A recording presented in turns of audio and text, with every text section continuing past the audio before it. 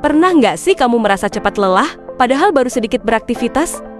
Atau sulit fokus saat belajar? Tubuh kita sebenarnya sedang kekurangan bahan bakar utama, yaitu karbohidrat. Karbohidrat adalah zat gizi makro yang jadi sumber energi utama bagi tubuh, terutama untuk otak dan otot kita.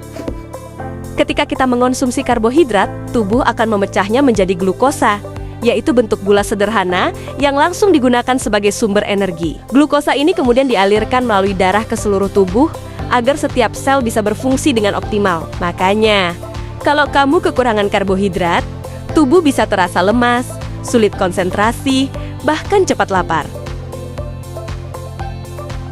Sayangnya, banyak orang salah memahami karbohidrat. Kita sering makan karbohidrat berlebihan, seperti gula dan makanan cepat saji tanpa tahu dampaknya. Akibatnya, banyak muncul masalah kesehatan seperti obesitas, diabetes, dan penyakit jantung. Sebaliknya, kalau kekurangan karbohidrat, tubuh bisa lemas, kehilangan massa otot, bahkan gangguan metabolik.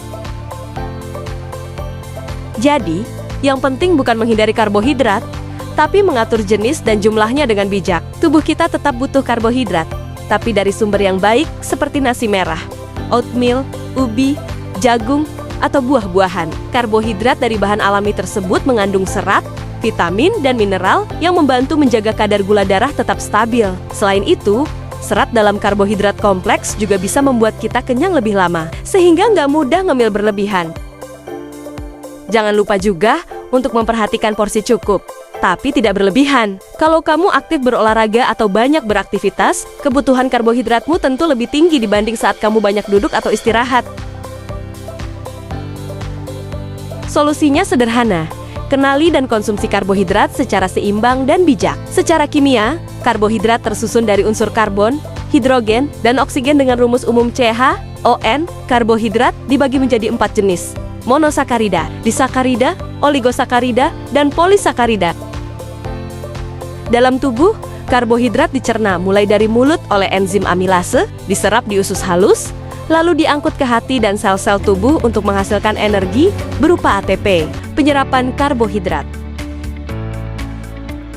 Penyerapan terjadi di usus halus atau yang disebut jejunum dan ileum. Hasil pencernaan berupa monosakarida yang terdiri dari glukosa, fruktosa, galaktosa, dan diserap oleh dinding usus. Glukosa dan galaktosa masuk melalui SGLT1. Fruktosa lewat GLUT5. Lalu semuanya dialirkan ke darah melalui GLUT2 menuju hati. Transportasi karbohidrat.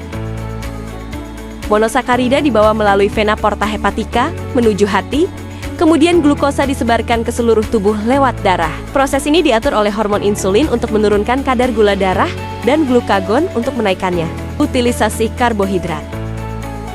Di dalam sel, glukosa diubah menjadi energi melalui 3 tahap. Pertama, glikolisis untuk menghasilkan energi awal. Kedua, siklus Krebs untuk menghasilkan energi tambahan. Ketiga, rantai transport elektron untuk menghasilkan energi utama berupa ATP hingga 38 bukaan diafragma TP per glukosa. Ekskresi karbohidrat. Karbohidrat umumnya tidak dibuang langsung, karena hampir semuanya digunakan sebagai energi. Sisa hasil metabolisme berupa CO2 dan H2O dikeluarkan lewat paru-paru dan urin. Jika kadar gula darah terlalu tinggi, sebagian glukosa bisa ikut keluar lewat urin, atau disebut glukosaria, seperti pada penderita diabetes pada umumnya. Kelebihan glukosa akan disimpan sebagai glikogen, dan bila berlebih lagi, diubah menjadi lemak. Kebutuhan karbohidrat harian rata-rata orang dewasa adalah sekitar 130 gram per hari. Sumber karbohidrat terbaik berasal dari nasi, gandum, jagung, umbi-umbian, buah, dan sayur.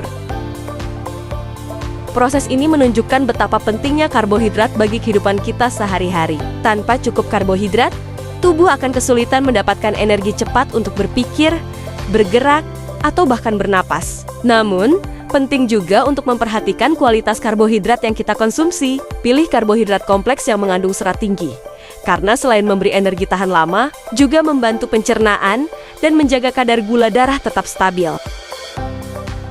Sebaliknya, batasi karbohidrat olahan seperti roti putih, kue manis, dan minuman bergula karena bisa memicu lonjakan gula darah dan penumpukan lemak. Dengan pola makan seimbang dan sumber karbohidrat yang sehat, tubuh akan tetap bertenaga, fokus, dan siap menjalani aktivitas setiap hari.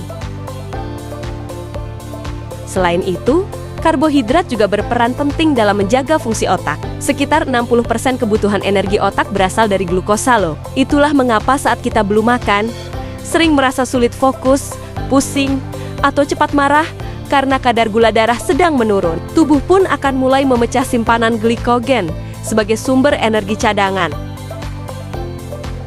Kalau kondisi ini terjadi terlalu lama, tubuh bisa memecah jaringan otot untuk menghasilkan energi yang tentu tidak sehat. Maka dari itu, jangan lewatkan waktu makan dan pastikan setiap menu kamu mengandung sumber karbohidrat yang cukup. Jadi teman-teman, yuk mulai sekarang kita bijak memilih sumber karbohidrat. Kurangi gula dan makanan olahan. Perbanyak karbohidrat kompleks seperti nasi merah, gandum, dan sayur. Karbohidrat bukan musuh, tapi sahabat tubuh kita untuk tetap sehat dan berenergi. Mari jaga pola makan seimbang untuk hidup yang lebih baik.